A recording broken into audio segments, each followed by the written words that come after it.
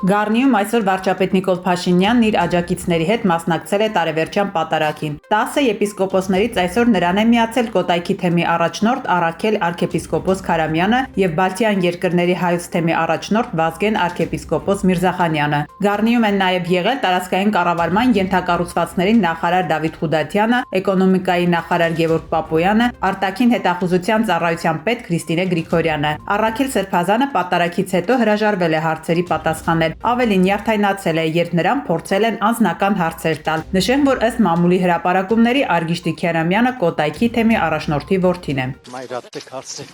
պաճառները գնացեք հարցրեք։ Դուք եւս հոգեվորական եք, ձեզանից եք ճշմարիտ։ Դեռ ձեր անվան հետ կապված տարբեր քննարկումներ Շատ լավ կարդերանք եք, ասեն ինչպես կարող եք դուք մասնակցել եկեղեցու Ինչ ես ուզում։ Գնացեք խաղաղություն։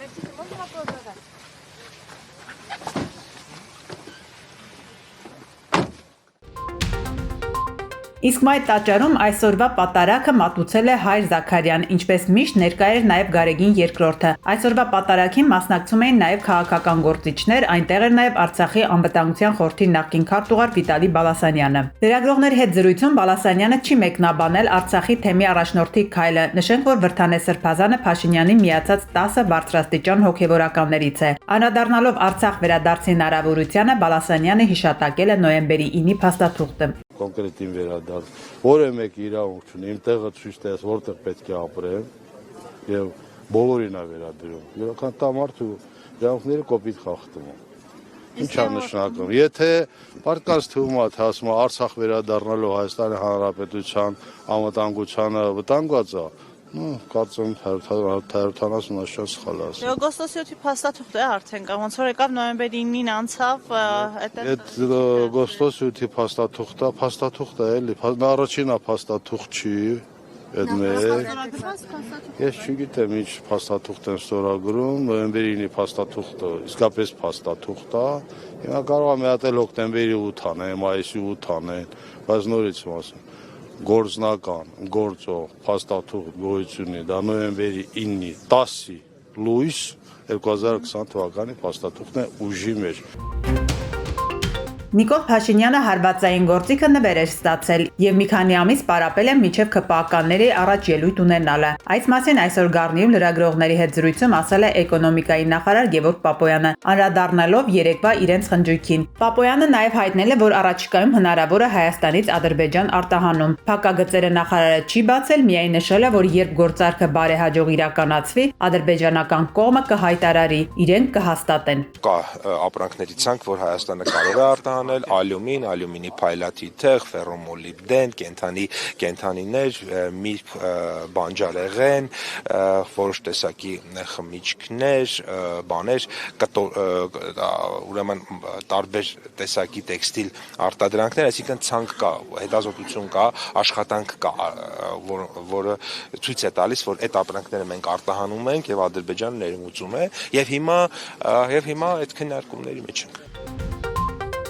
Երևանում տեղացած առաջին ձյան հետ տհաճ անակնկալ էր սպասվում Էրեբունի վարչական շրջանի, Սարիթաղի, Տիգրան Մեծ եւ Խորենացի փողոցների բնակիչներին։ Ուղիղ կեսգիշերին հոսանքազրկվել են նշված հատվածները։ Պարզվում է այրվել է Նուբարաշենի խճուղուց դեպի Էրեբունու թանգարան տանող ավտոճանապարհին գտնվող էլեկտրական ենթակայանը։ Չնայած հրդեհը մարվել է 1 ժամ անց, սակայն այսօր 13-ի դրությամբ բազմաթիվ հասցեներում դեռևս հոսանք չկար։ Նշանակում է մարդիկ այս ցրտին ավելի քան 12 ժամ մնացել են առանց ջեռուցման։ Ժամը 18-ի դրությամբ եւս մի քանի հասցե դեռևս հոսանքազրկված է։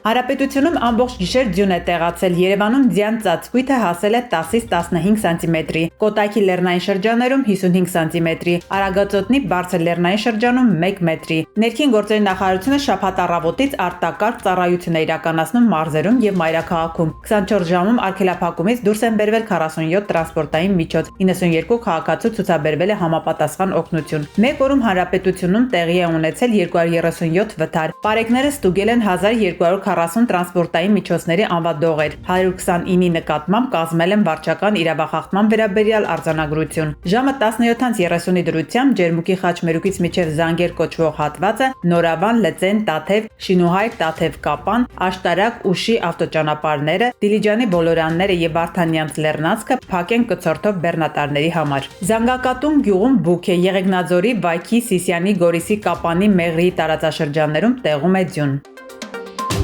Այս գիշեր եւ վաղ առավոտյան հանրապետության բոլոր ավտոճանապարհներին սպասվում է մերկասառույց։ Դեկտեմբերի 30-ից 31-ին առանձին վայրերում սպասվում է քամուշ գնացում։ Առանձին մարզերում սպասվում է բուք, ցածր հորիզոնական տեսանելիություն։ Օդի ջերմաստիճանը դեկտեմբերի 29-ից 30-ը հատկապես գիշերային ժամերին աստիճանաբար կնվազի 8-ից 10 աստիճանով։ Հանրապետությունում առաջիկա շաբաթ եւս տեղումներ են սպասվում։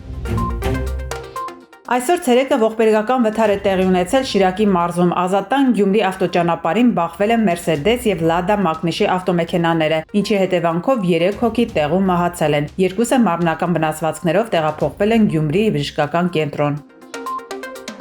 91 տարեկանում մահացել է ֆրանսիացի դերասանուհի Բրիջիտ Բարդոն։ 20-ամյա կինոկարիերայի ընթացքում Բարդոն նկարահանվել է 48 ֆիլմում։ Նա աշխատել է Ալեն Դելոնի եւ Մարչելո Մաստրոյանիի հետ եւ հանդես եկել ֆրանսիական կինոյի առաջատար ռեժիսորների ֆիլմերում։ Բարդոյի մահվան կապակցությամբ ցավակցական ուղերձ է հղել Ֆրանսիայի նախագահը։ Մենք սգում ենք դարի լեգենդի կորուստը, գրել է Էմանուել Մակրոնը։